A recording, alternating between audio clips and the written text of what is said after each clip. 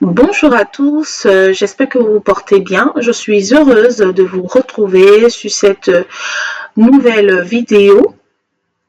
Dans ma précédente vidéo, je vous ai montré comment créer une machine virtuelle avec Hyper-V, étape par étape. Si vous souhaitez suivre correctement cette série de tutoriels, je vous conseille d'abord de regarder la première vidéo dans laquelle nous avons vu comment créer et configurer une machine virtuelle sous Hyper-V étape par étape. Dans cette deuxième partie, nous allons maintenant installer Ubuntu Server sur cette machine virtuelle. Nous allons donc voir ensemble toutes les étapes de l'installation, mais également les erreurs surtout que l'on peut rencontrer lors du démarrage de la machine virtuelle et surtout comment les corriger. Donc, restez jusqu'à la fin. Avant de démarrer la machine virtuelle, il est toujours recommandé de vérifier les paramètres de configuration. Donc, dans le gestionnaire Hyper-V, nous faisons un clic droit sur la machine virtuelle, puis sélectionnons les paramètres. Dans cette fenêtre, nous pouvons vérifier les ressources attribuées à la machine virtuelle. Nous pouvons notamment voir la mémoire RAM, le nombre de processeurs, le disque dur virtuel, l'image ISO utilisée pour l'installation du système et enfin la configuration réseau. Dans ce tutoriel, nous avons attribué 4 Go de RAM à la machine virtuelle, donc ce qui correspond à 4096 mégaoctets. Cette quantité est suffisante pour installer et faire fonctionner Ubuntu Server dans un environnement de laboratoire. Nous pouvons donc également voir que la machine virtuelle dispose de 2 processeurs virtuels, ce qui permettra d'améliorer les performances du système. Nous pouvons vérifier le disque dur virtuel. Dans Hyper-V, le disque virtuel le disque dur de la machine virtuelle est un fichier au format VHDX. J'ai fait une vidéo spéciale pour ça. N'hésitez pas à la consulter.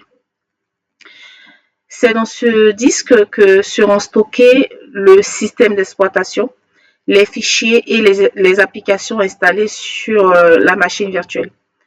Toutes les applications que nous allons installer sur la machine virtuelle vont se stocker dans ce disque virtuel. Pour installer un système d'exploitation sur une machine virtuelle, nous avons besoin d'une image ISO. Une image ISO, c'est un fichier contenant tous les fichiers nécessaires à l'installation d'un système d'exploitation. Dans ce tutoriel, nous utilisons l'image ISO Ubuntu Server que nous avons téléchargé précédemment depuis le site officiel de Ubuntu. Nous allons également vérifier la connexion réseau de la machine pour que la machine virtuelle puisse accéder au réseau et à Internet. Nous devons connecter sa carte réseau à un commutateur virtuel.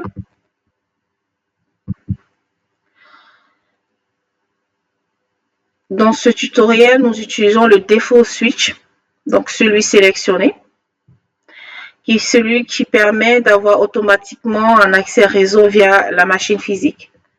Donc, si vous accédez à la carte réseau et que vous avez non connecté, vous cliquez juste là, hop, et vous sélectionnez le default switch.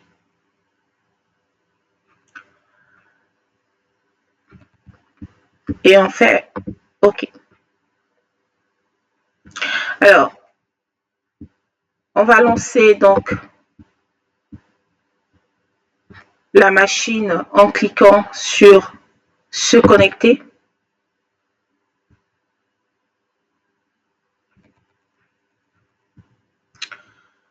Dans cette situation, le démarrage de la machine virtuelle peut échouer à cause du Secure Boot. D'accord? Alors, le Secure Boot, c'est quoi? C'est une fonctionnalité de sécurité qui empêche l'exécution de code non autorisé au démarrage de la machine. Par défaut, Hyper-V configure ce paramètre pour Windows. D'accord? Lorsque nous installons un système Linux comme Ubuntu Server, il est parfois nécessaire de modifier le modèle de Secure Boot. Pour corriger ce problème, nous allons sélectionner donc le modèle autorité de certification UEFI Microsoft qui permet de démarrer les systèmes Linux signés. Avant de vous montrer ce paramétrage, on va ensemble voir l'erreur qui nous mène à changer ce paramètre. D'accord? Une autre étape aussi à corriger, c'est l'erreur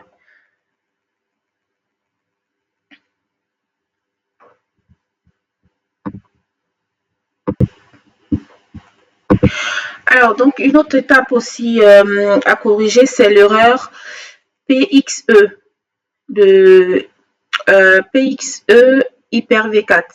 IPv4. Donc, quand vous faites démarrer, on aura cette erreur. Start PX over IPv4. Alors, c'est une erreur qui est fréquente lors du démarrage d'une machine virtuelle. Cela signifie simplement que la machine virtuelle essaye de démarrer à partir du réseau au lieu de démarrer à partir de l'image ISO. Pour corriger donc ce problème, nous devons modifier l'ordre de démarrage dans les paramètres de la machine virtuelle. Donc, dans la sélection micro-programme, nous allons placer le lecteur DVD en première position afin que la machine démarre correctement sur l'image ISO. Je vous montre rapidement. Micro-programme. Et si jamais le lecteur DVD est par exemple en dessous de cette liste, vous cliquez juste sur l'image. Par exemple, si je veux mettre en première liste la carte réseau, je clique là-dessus, je fais monter. Donc, systématiquement, ça va monter. Mais là, on voit bien que le lecteur DVD est en premier. Donc, nous, ça nous va comme ça. On va laisser ces parties. Donc, l'erreur ne vient pas d'ici. Par contre, l'erreur peut venir de la Secure Boot. Dans ce cas,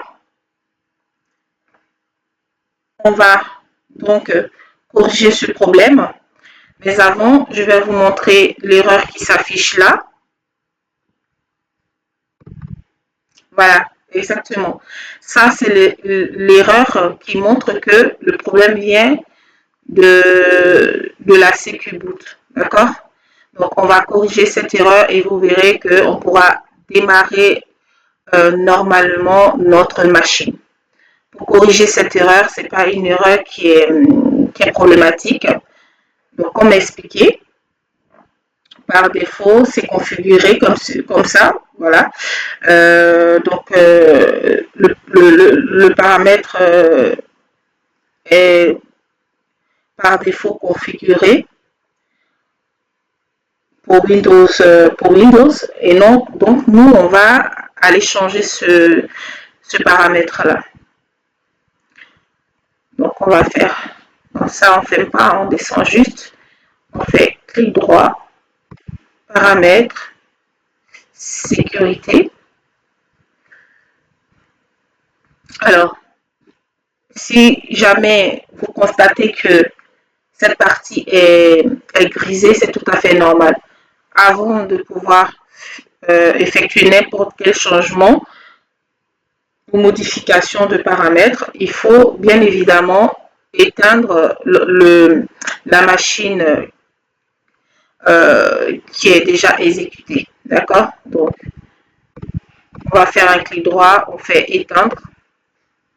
Et là, on pourra maintenant modifier notre paramètre. Donc, on repart en sécurité. Hop.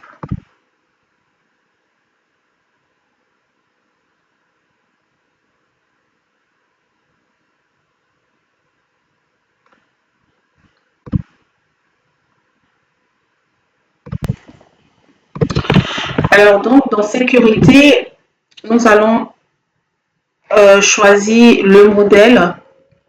Donc, on va laisser cette case cochée.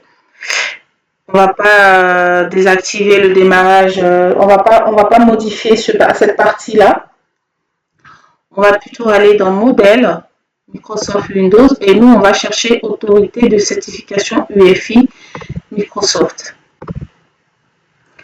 On fait appliquer. OK. On va maintenant lancer notre machine et vous verrez que ça ne sera plus pareil.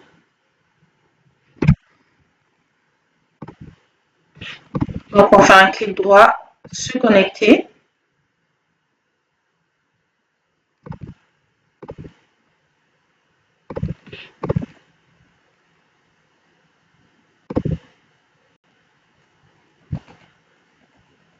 Double-clic.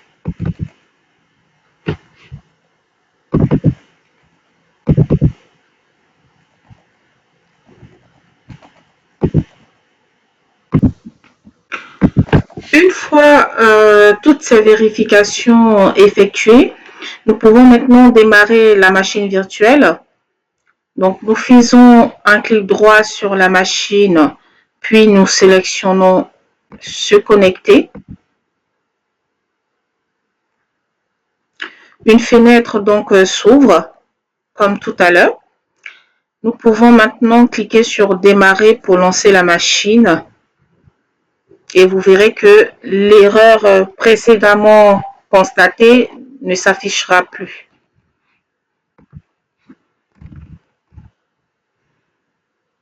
Voilà. Alors, donc sur cette interface, sachez que pour pouvoir naviguer dans l'environnement Ubuntu, c'est avec les flèches du bas, du haut, du bas, de gauche et de droite sur le clavier. Donc ici, nous allons sélectionner Try All, Install Ubuntu Server. On fait entrer. Donc, le système est en train d'installer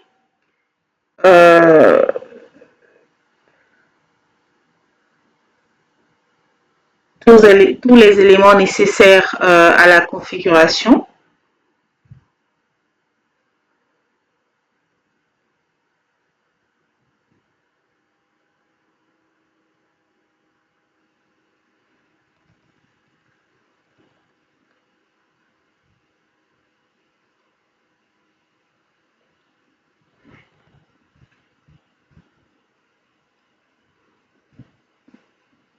Ici, nous allons choisir la langue française.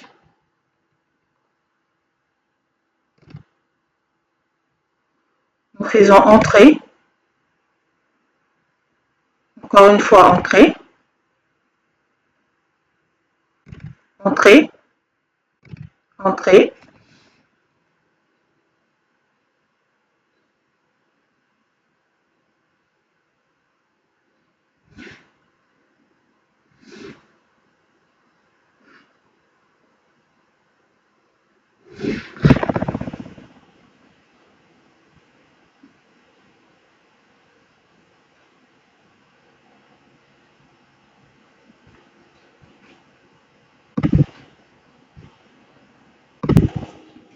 Donc, nous allons continuer.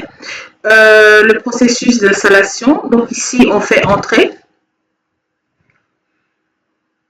et on va faire terminer.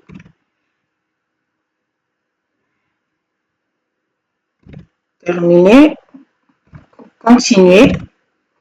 Et à cette étape, on nous demande ici d'entrer donc notre nom, donc le nom de la machine, le nom du serveur, le hostname, donc le nom d'utilisateur, le mot de passe est confirmé.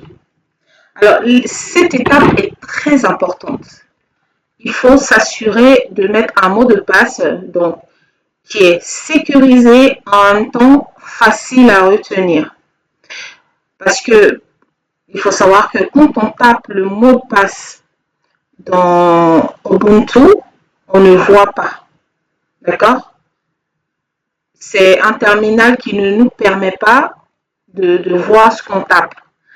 Donc, c'est très important cette étape. Ce que vous pouvez faire, c'est de vérifier que les touches que vous tapez vous permettent donc d'entrer la bonne combinaison de mot de passe. D'accord? Voilà. Ici, avec la flèche, je vais taper lab. Ici, ce sera lab user.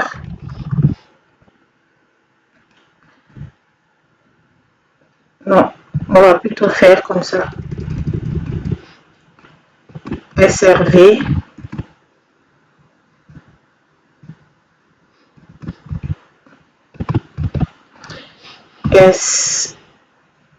SRV. Ubuntu.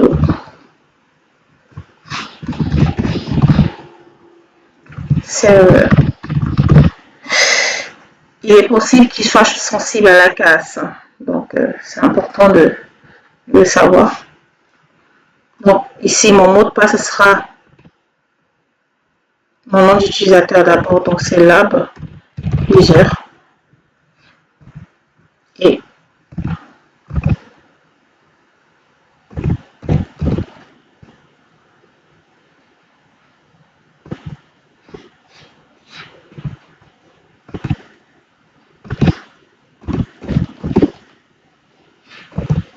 voilà. Donc, une fois terminé, je fais entrer. Vous pouvez agrandir donc cette fenêtre pour voir ce que vous tapez.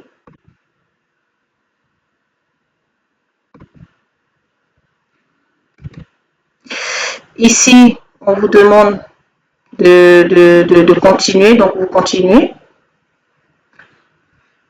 Toujours ouvrir la fenêtre pour voir ce qu'il y a en bas, c'est important. Continuer.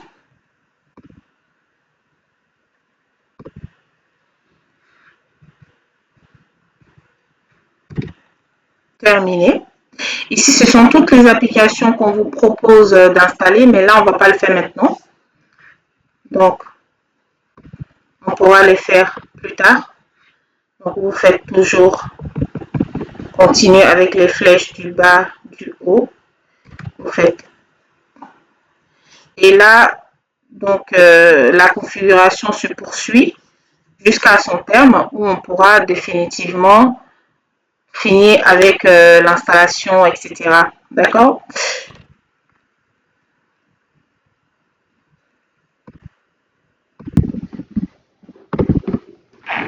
Alors, à cette étape, vous ne faites absolument rien. L'installation se termine. Donc, ça peut prendre à peu près de 5 minutes. D'accord? Ubuntu, donc, le système installe Ubuntu. Il va configurer donc les services, installer le bootload et télécharger les mises à jour de sécurité. Une fois l'installation terminée, on va agrandir la fenêtre et on va faire redémarrer. Donc on redémarre. Donc une fois redémarré, Ubuntu va nous demander de se connecter. Alors, vous aurez certainement, donc vous aurez une fois appuyé sur la touche débarrer, vous aurez ce message d'erreur. Ce message d'erreur signifie simplement, d'accord, que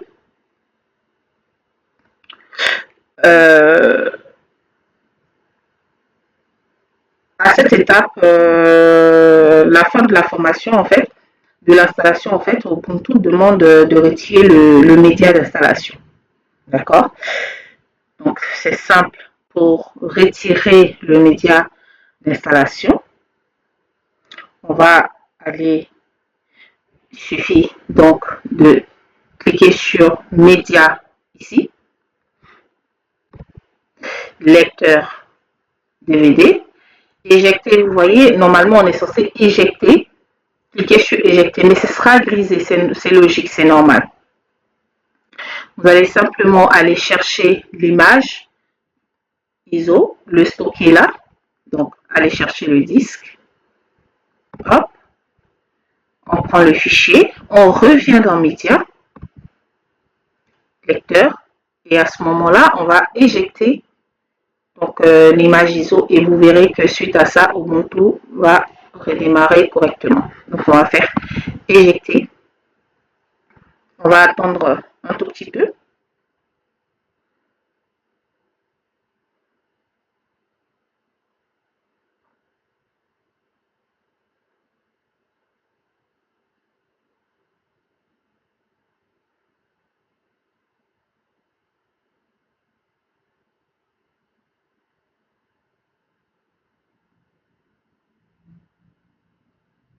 On va faire entrer.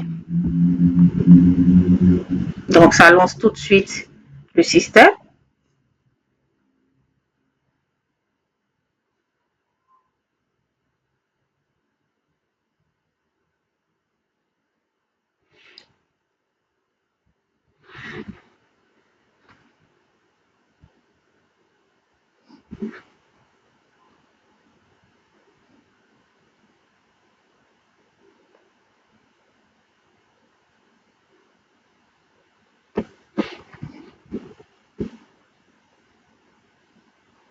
Voilà, donc c'est terminé. Il faut savoir que c'est la base, hein, d'accord? En tant qu'admin système, le minimum, c'est de savoir installer une machine virtuelle. C'est vraiment le minimum à savoir. On ne peut pas administrer une infrastructure si on ne connaît pas, on ne sait pas créer, gérer les machines virtuelles. Donc, c'est vraiment indispensable.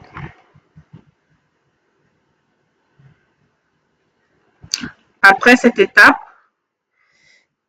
donc, le système va nous demander de se connecter.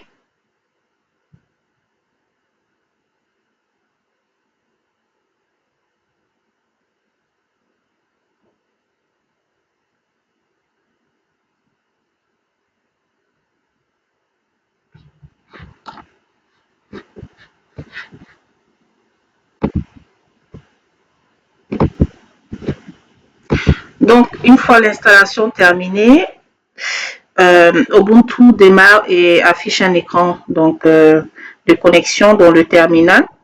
Contrairement à Ubuntu Desktop, il n'y a pas d'interface graphique. D'accord? Tout se fait en ligne de commande. Nous allons maintenant nous connecter avec l'utilisateur que nous avons créé pendant l'installation. Donc, on va faire OK. Donc, on fait entrer. Et souvenez-vous, mon nom de login, c'était Lab User. Et mon mot de passe,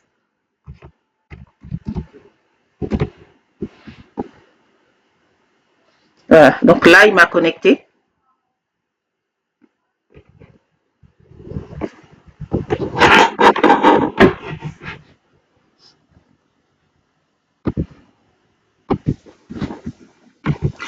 Alors, donc ici, nous sommes sur notre interface. Je vais vous expliquer brièvement ce qui signifie cette interface et on poursuivra le reste dans une prochaine vidéo.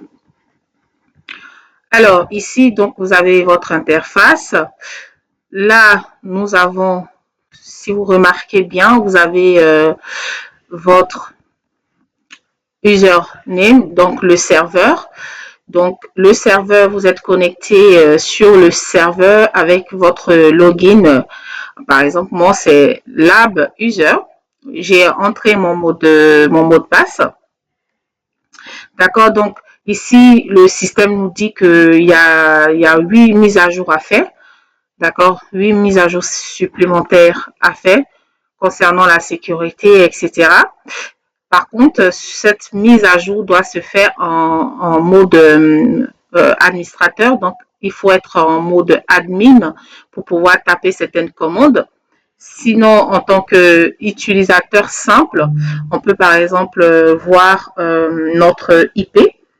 Donc, si jamais je fais IP A, ça me montre directement notre IP. Ça montre les informations concernant l'IP, etc.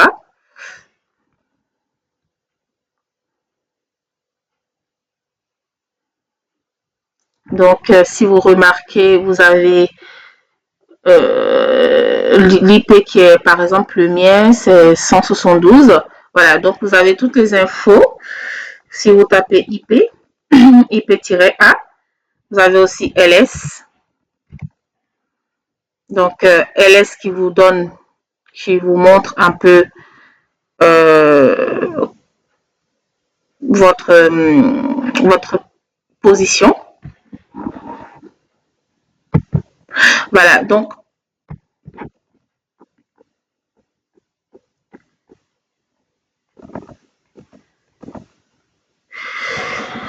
une fois l'installation terminée, nous arrivons donc sur l'interface terminale Ubuntu.